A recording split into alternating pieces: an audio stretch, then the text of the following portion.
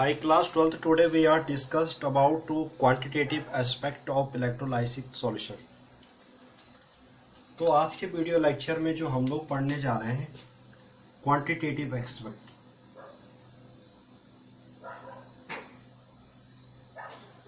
Quantitative aspect of electrolytic.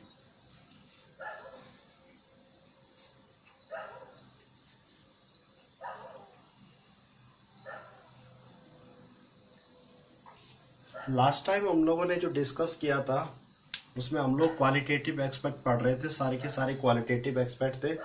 Qualitative aspect में हम लोगों ने देखा था कि इलेक्ट्रोलाइटिक सॉल्यूशन किस तरह से बनता है, मोल्टन स्टेट में या हमारे पास एक्वस फॉर्म में। अब ये क्वांटिटेटिव एस्पेक्ट में हमारे पास फर्स्ट जो आता है फैराडे फर्स्ट लॉ। इसके लिए जो हमारे पास है फैराडे का first law.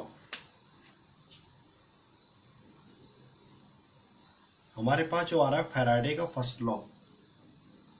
Faraday first law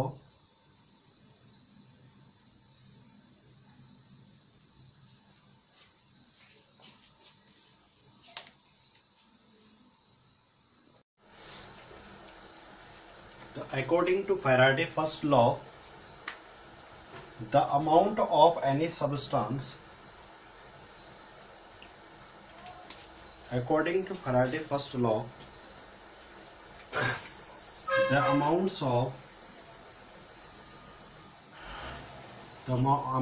of any substance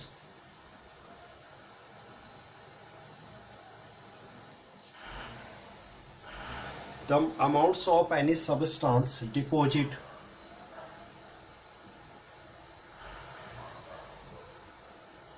the amount of any substance deposit at any electrodes at any electrodes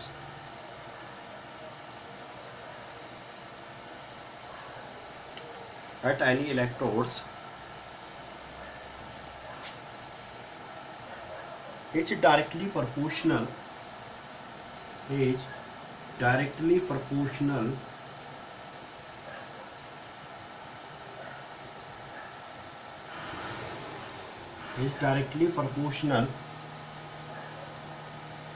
to the quantity of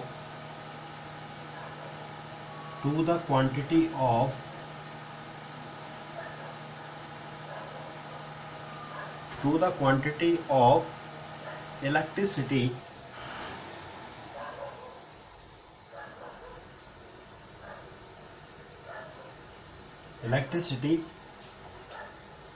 pass through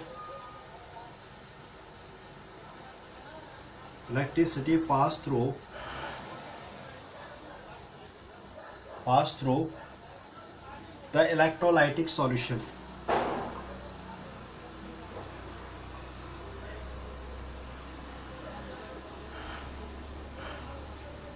It means जो according to Faraday first law the amounts of any substance deposit at an electrodes is directly proportional to quantity of electricity pass through the electrolytic solution। क्योंकि हम लोग इसमें जो बात कर रहे हैं किसकी कर रहे हैं, इलेक्ट्रोलाइटिक सॉल्यूशन की। तो amounts of any substance deposit at any electrodes is directly proportional to quantity of electricity.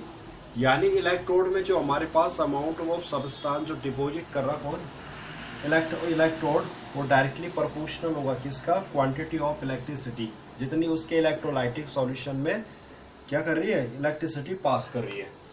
Suppose हमारे पास ले लेते हैं, यहाँ पे एक एग्जांपल लेके चलते हैं। For example if W gram of substance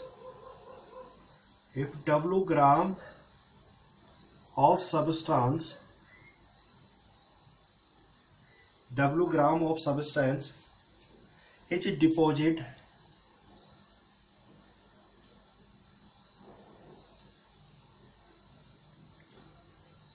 W gram of substance is deposit on passing on passing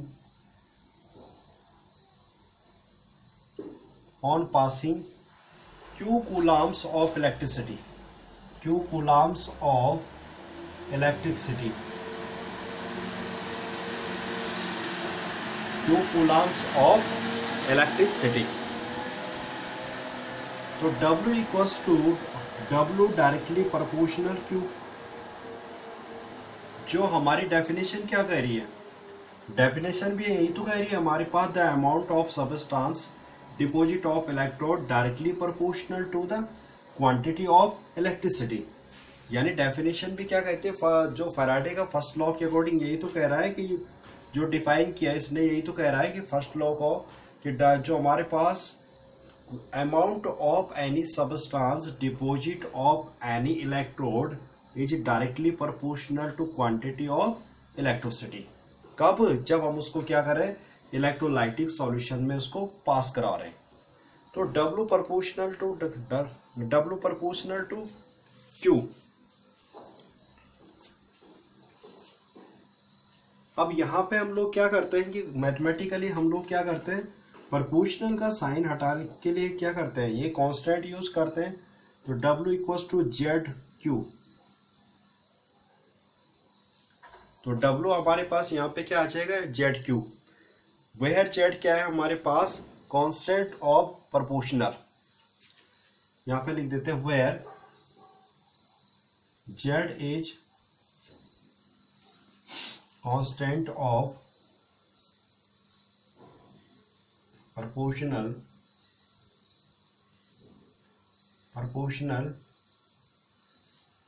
जो हमारे पास W क्या है, प्रोपोर्शनल है, और इसको कहते हैं electrochemical equivalent, is called electrochemical equivalent.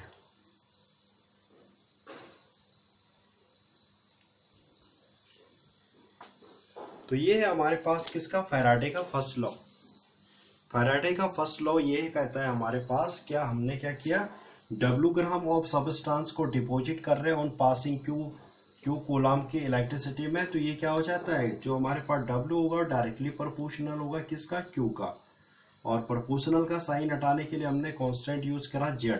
तो Z क्या है इसमें, constant of proportional is called electrochemical equivalent. हम इसको क्या बोलते हैं, electrochemical equivalent.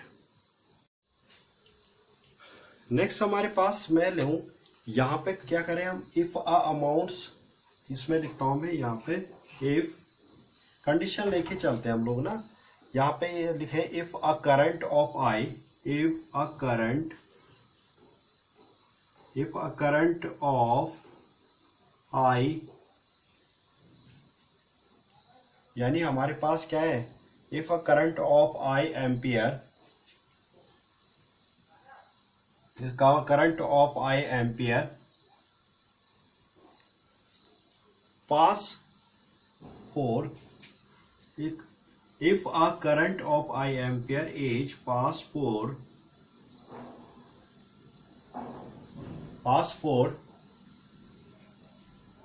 t second,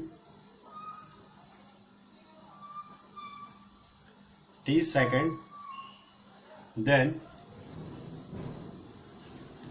Q equals to I into T.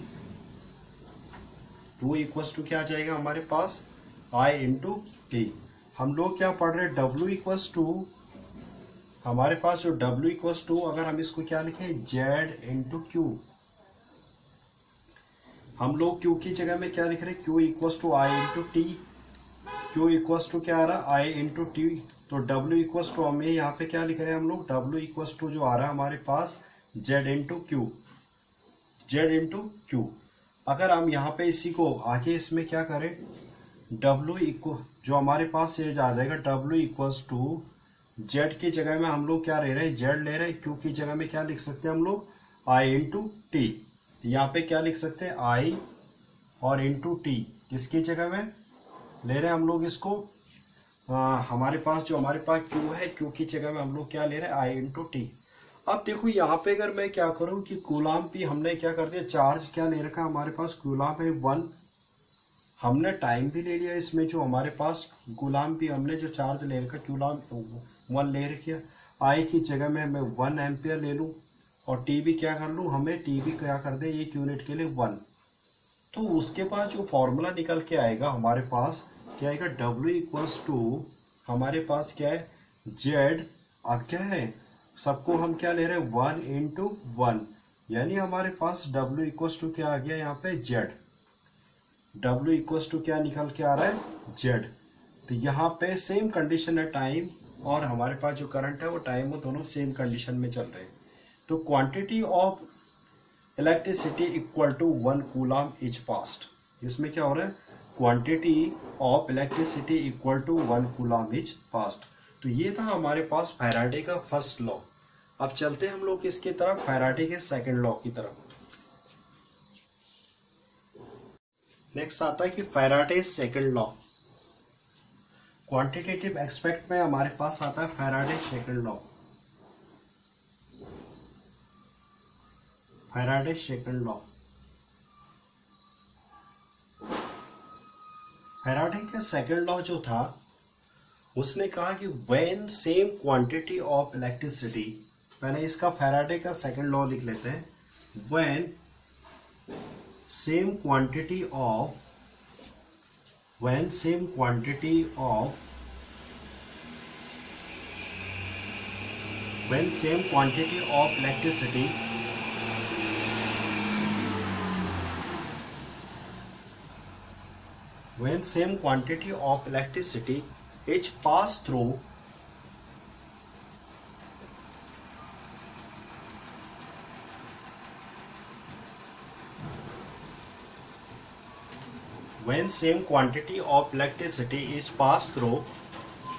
different electrolytic solution, different electrolytic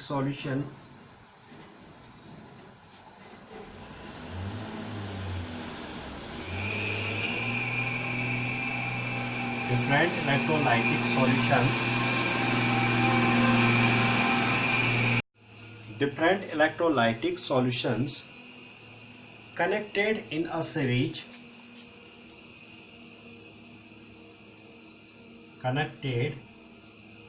a series, when same quantity of electricity is passed through the different electrolytic solution connecting in a series, the weight of substance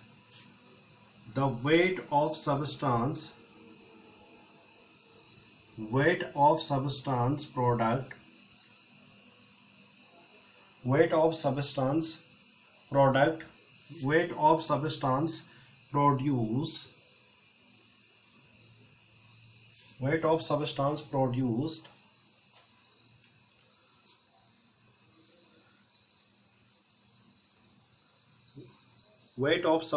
produced at the electrodes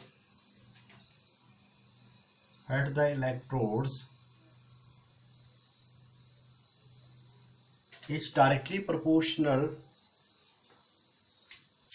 Electrodes are directly proportional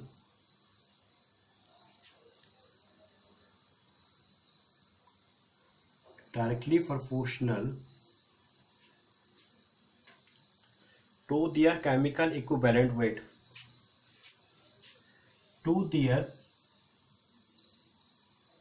Chemical equivalent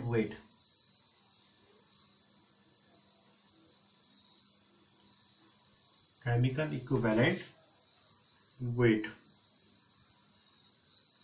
तो ये था हमारे पास second law, Faraday का second law.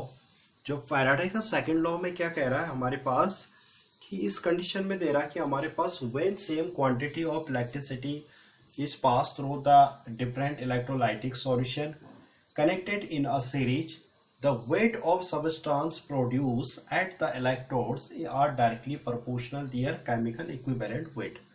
तो आपको equivalent weight निकालना तो आता होगा। यहाँ पे इक्विवेलेंट वेट कैसे निकाला जाता है यहाँ पे मैं समझाऊँ आपको।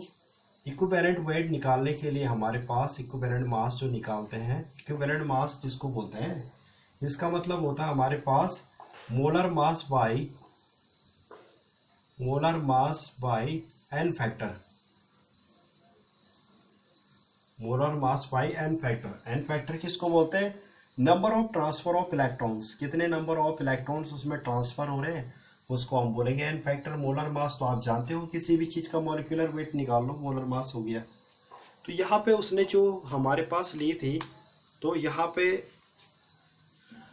सेम को उसने क्या करा, same quantity of electricity pass कराई थी उसने इसमें, मतलब जो इलेक्ट्रिसिटी और टाइम इक्वल था, और उसको क्या करते different type of electrolytic solution में डाला उसने। तो सपोज यहाँ पे मैं बना रहा हूँ 3 टाइप के इलेक्ट्रोलाइटिक सॉल्यूशन। 1, एक तो हमारे पास ये हो गया, दूसरा हमारे पास एक इलेक्ट्रोलाइटिक सॉल्यूशन ये रहा, और एक तीसरा ये रहा हमारे पास इलेक्ट्रोलाइटिक सॉल्यूशन। अब यहाँ पे क्या करा उसने, इनको यहाँ पे जो इलेक्ट्रोड, सपोज दैट हमने देखा यहाँ पे सबसे पहला वाला ये है AgNO3 का हमारे पास, इसमें सॉल्यूशन बना हुआ कौन सा, AgNO3 का सॉल्यूशन है। जब AgNO3 का सॉल्यूशन है तो उन्होंने इसमें जो इलेक्ट्रोड लिया, इसमें जो इलेक्ट्रोड ले रखा, ये भी किसका ले रखा, सिल्वर का, Ag का। ये भी किसका है, Ag का। ये भी जो इलेक्ट्रोड है Ag का है, और दूसरा पार्ट इसका ये हो गया। आगे की कंडीशन देखते हैं हमारे पास यहाँ पे। फिर यहाँ पे जो दूसरा जो सॉल्यूशन ले रखा है, ये सॉल्यूशन है इसमें CuSO4 का। ये जो सॉल्यूशन है CuSO4 सॉल्यूशन है हमारे पास CuSO4, और यहाँ पे इलेक्ट्रोड किसका ले रखा है इन्होंने, कॉपर का। यहाँ पे जो इलेक्ट्रोड है हमारे पास, इसको ले रखा है इन्होंने कॉपर का, Cu का। और लास्ट वाले में इन्होंने क्या कर दिया, हमारे पास AuCl2 का सॉल्यूशन ले रखा है, इसके अंदर AuCl2 का सॉल्यूशन तो है हमारे पास AuCl2 का। और आपके यहाँ पे जो हमारे पास इलेक्ट्रोड है, इस इलेक्ट्रोड को भी ले रखा उसने Au का। 3 अलग अलग हमारे पास क्या है, एक इलेक्ट्रोलाइटिक सेल्स बना रखे हमारे पास। यहाँ पे 3 इलेक्ट्रोलाइटिक सेल्स है, AgNO3 का सॉल्यूशन एक्वस फॉर्म में, कॉपर सल्फेट का एक्वस फॉर्म में, और AuCl2 का सबके क्या है, एक एक्वस फॉर्म में है। उसके बाद इसने क्या करा, जो सबसे बाहर वाला टर्मिनल है ये वाला, ये हमारे पास क्या है, यहाँ पे ये पॉजिटिव टर्मिनल है, और यहाँ लास्ट में इसको ले लिया नेगेटिव टर्मिनल है। इसको इसने बैटरी से कनेक्ट कर दिया, यहाँ पे ये वाला पार्ट इसने कनेक्ट कर दिया बैटरी से। अब यहाँ पे क्या करा, इसके अंदर वाली बात में, तो जब इसका ये पॉजिटिव टर्मिनल हो गया तो ये इसका नेगेटिव टर्मिनल हो गया, ये इस सेल का पॉजिटिव टर्मिनल, ये इस सेल का नेगेटिव टर्मिनल, और आपके पास ये जो सेल है हमारे पास, ये इलेक्ट्रोड है, ये पॉजिटिव हो गया। उसने इनको एक सीरीज में कनेक्ट कर दिया। इट मीन्स जिसका नेगेटिव है फर्स्ट वाले का, उस सेकंड वाले के पॉजिटिव से, इसका जो नेगेटिव है वो फर्स्ट लास्ट वाले के पॉजिटिव से कनेक्टेड कर दिया। अब कंडीशन क्या है हमारे पास, करंट जो है I सेम रखा हुआ है, करंट सेम है, और टाइम भी क्या है, सेम है। करंट और टाइम दोनों कंडीशंस में हमारे पास क्या है, सेम है हमारे पास। इसमें किसमें, जो हमारे पास ये इलेक्ट्रोलाइटिक सॉल्यूशन है, जिसमें हम लोग क्या करा रहे, इलेक्ट्रिसिटी पास करवा रहे, क्वांटिटी ऑफ इलेक्ट्रिसिटी पास करा रहे। अब इसका क्या कहना है कि जो वेट निकला है, रिजल्ट क्या आएगा हमारे पास, जो वेट होगा हमारे पास सबस्टांस का जो प्रोड्यूस होगा इलेक्ट्रोड, वो डायरेक्टली प्रोपोर्शनल होना चाहिए उसका इक्विवेलेंट वेट। इक्विवेलेंट वेट हम लोग कैसे निकालते हैं, इक्विवेलेंट मास निकालने के लिए molar mass by N factor. तो सबसे पहले जो कंडीशन हमारे पास किसकी आती है, यहाँ पे कॉपर की, जो हम लोग यूज कर रहे हैं इसमें कॉपर सॉल्यूशन का। तो ये रहा Cu2 पॉजिटिव हमारे पास जो है, इसने 2 इलेक्ट्रॉन्स को क्या करा, गेन कर रखा है, और तब जाके यहाँ पे हमारे पास क्या बना होगा, Cu। पहले हम किसको लेके चल रहे हैं, कॉपर को, यानी कि Cu2 पॉजिटिव हमारे पास है, इसने 2 इलेक्ट्रॉन को ऐड करा, यहाँ पे रिडक्शन के टेम उसमें 2 इलेक्ट्रॉन्स को ऐड करें, तब जाके क्या बनेगा, Cu हमारे पास एक सॉलिड फॉर्म में बनेगा। यहाँ पे ये क्या बनेगा, सॉलिड फॉर्म में। अगर मैं आपको बोलूँ यहाँ पे किसके n फैक्टर कितना है, तो नंबर ऑफ ट्रांसफर इलेक्ट्रॉन्स कितने, 2, तो 2 नंबर ऑफ ट्रांसफर इलेक्ट्रॉन है, तो n फैक्टर को क्या हो जाएगा इस पे 2। यानी इसका मतलब क्या हो गया, हमारे पास Cu2 पॉजिटिव जो है इसने जब इलेक्ट्रॉन ट्रांसफर हुए तो इसका मीन्स क्या हो जाएगा, 1 मोल Cu, यहाँ पे लिखेंगे हम लोग 1 मोल Cu, जो 1 मोल हमारे पास कॉपर है deposit by 1 mole Cu deposit bye कितना कर रहा है, बाय 2 इलेक्ट्रॉन, हमारे पास क्या कर रहा है 1 मोल Cu क्या कर रहा है 2 mole of electrons, 2 mole of electrons. यहाँ पे इस वाले केस में हमारे पास जो सेकंड सेल है इसमें हमारे पास 1 मोल ऑफ Cu डिपोजिट कर रहा है 2 मोल्स ऑफ इलेक्ट्रॉन्स को, यानी 1 मोल इलेक्ट्रॉन्स डिपोजिट कितना हो रहा है, 1 mole of electrons, 1 mole of electrons, 1 moles of electrons जो हमारे पास है, तो 1 मोल ऑफ इलेक्ट्रॉन डिपोजिट, यहाँ पे 1 मोल ऑफ इलेक्ट्रॉन डिपोजिट कर रहा है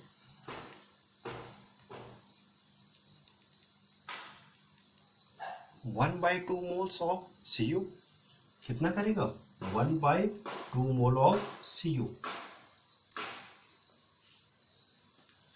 यहां तक क्लियर हमारा। जो हमारे पास इस वाले सेल की बात कर रहे हैं हम लोग, सबसे पहले Cu2 पॉजिटिव एक्वस फॉर्म में है, 2 इलेक्ट्रॉन्स का एडिशन करता है यहाँ पे, तो यहाँ पे Cu सॉलिड फॉर्म में आ जाता है।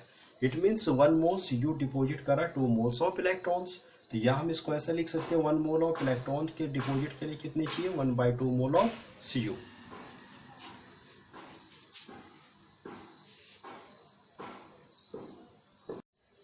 सिमिलरली हमारे पास यहाँ पे जो सेकंड कंडीशन है किसकी, Ag, हमारे पास क्या है, हमने Cu का देख लिया यहाँ पे, Cu की कंडीशन में ये रहा हमारे पास। उसके बाद हम देखते हैं सेकंड कंडीशन सिमिलरली किसकी, Au की। अब हमारे पास यहाँ पे क्या है Au, यानी हमारे पास जो सिमिलरली हमारे पास क्या है Au3 पॉजिटिव, Au3 पॉजिटिव क्या हो रहा है, इसमें 3 इलेक्ट्रॉन्स को ऐड करेगा तब जाके Au क्या होगा सॉलिड फॉर्म में जाएगा, क्योंकि ये तो सब क्या हो रहा है एक्वस फॉर्म में हो रखे हैं, इसके आयन डिसोसिएटेड हो रखे हैं, यहाँ पे कौन से फॉर्म में, एक्वस फॉर्म में।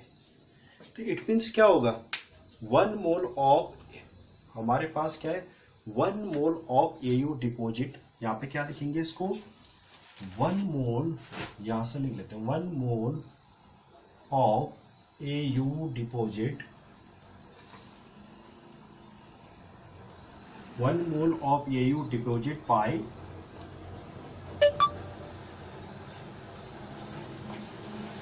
1 mole of Au deposit by 3 moles of electrons, 3 moles of electron। यहां पे मैं कहूं कि 1 मोल ऑफ इलेक्ट्रॉन डिपोजिट, तो 1 mole of electron, 1 mole of electron, 1 mole of electrons deposit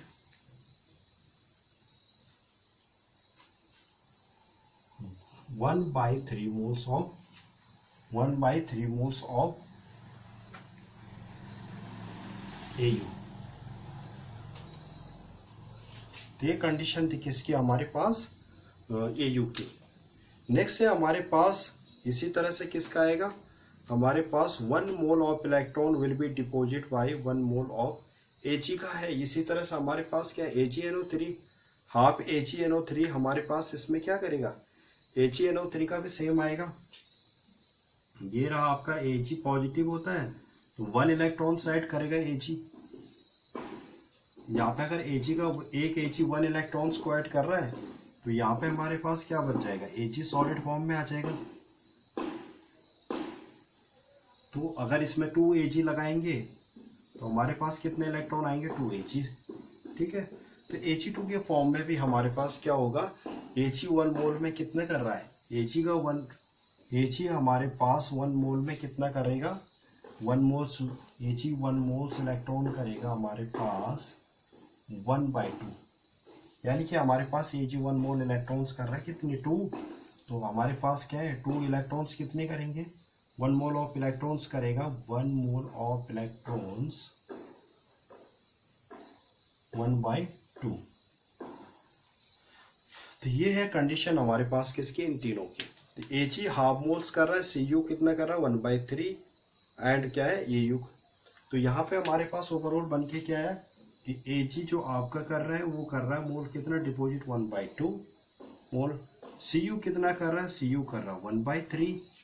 यहाँ पे जो हमारे पास है Cu जो डिपॉजिट कर रहा है 1/, तो यहाँ पे हम लोग लिखेंगे amount of deposit by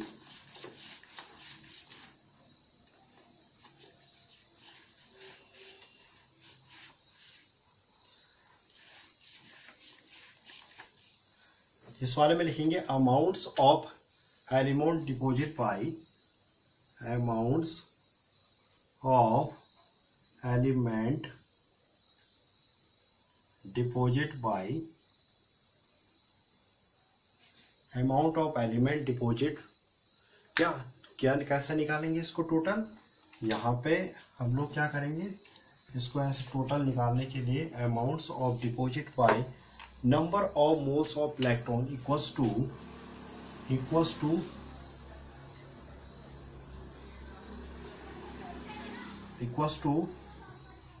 number of moles number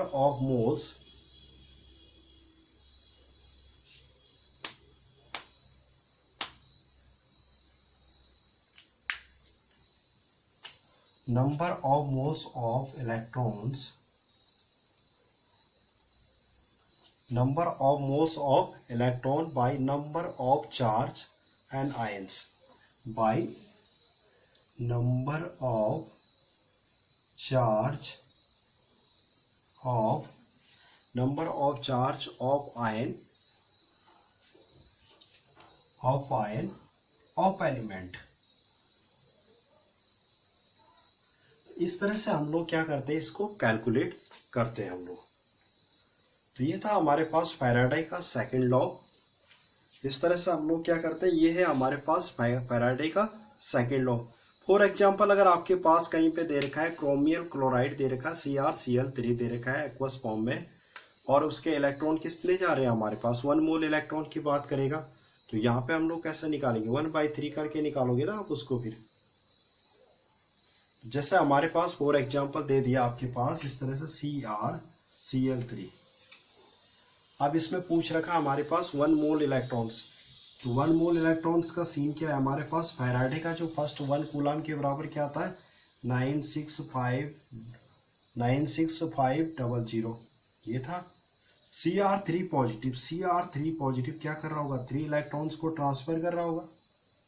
तो अब जाके यहाँ पे क्या हो रहा होगा Cr हमारे पास सॉलिड फॉर्म में आ रहा होगा यहाँ पे। तो इसको कैसे निकालेंगे, लिखेंगे कैसे अमाउंट्स ऑफ क्रोमियम के कितना होगा 1/3 हो गया हमारे पास। तो 2 मोल्स ऑफ इलेक्ट्रॉन्स कितना आ जाएगा क्रोमियम का, तो 2 मोल्स की बात करेंगे तो 2 मोल्स के लिए कितना आ जाएगा इसका, 2 मोल्स के लिए आ जाएगा 2 इंटू फैराडे कितना है 1 मोल्स के 96500, यानी क्रोमियम का आएगा हमारे पास 2/3